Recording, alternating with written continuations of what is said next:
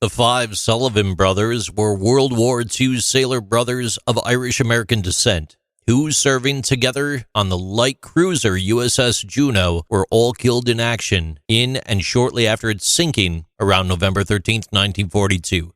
The Sullivans enlisted in the Navy on January 3, 1942, with the stipulation that they served together. The Navy had a policy of separating siblings, but this was not strictly enforced. George and Frank had served in the Navy before, but their brothers had not. All five were assigned to the light cruiser USS Juneau. Juneau participated in a number of naval engagements during the months-long Guadalcanal campaign beginning August 1942. Early in the morning of November 13th, during the naval battle of Guadalcanal, Juneau was struck by a Japanese torpedo and forced to withdraw.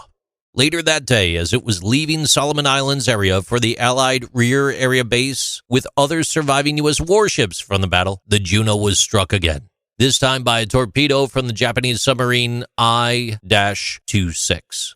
The torpedo likely hit the thinly armored light cruiser at or near the ammunition magazines, and the ship exploded and quickly sank. The survivors reported that Frank, Joe, and Matt were all killed instantly. Al drowned the next day. George survived for 4 or 5 days before suffering from delirium as a result of the attack. Though some sources describe him as being driven insane with grief at the loss of his brothers, he went over the side of the raft he occupied. He was never seen or heard from again.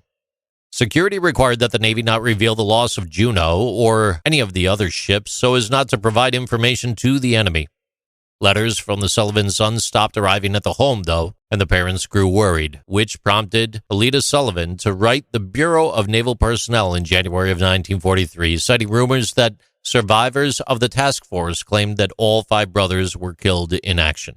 This letter was answered by President Franklin D. Roosevelt on January 13, 1943, who acknowledged that the Sullivans were missing in action.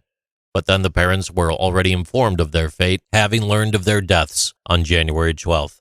That morning, the boys' father, Tom, was preparing for work when 3 men in uniform, a lieutenant commander, a doctor, and a chief petty officer approached his door.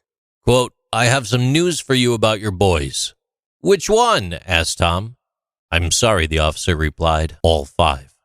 As a direct result of the Sullivans' deaths and the deaths of 4 of the Borgstrom brothers within a few months of each other 2 years later, the U.S. War Department adopted the sole survivor policy.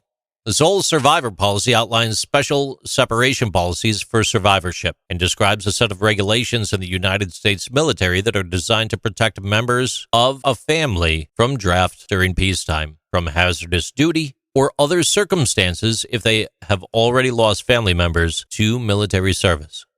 Since the passage of the law, each branch of the military has made its own policies with regard to separating immediate family members.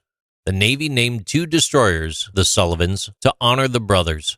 USS the Sullivans DD-537 and USS the Sullivans DDG-68. DD-537 was the first American Navy ship ever named after more than one person.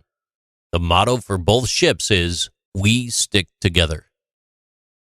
These are Interesting Things with JC.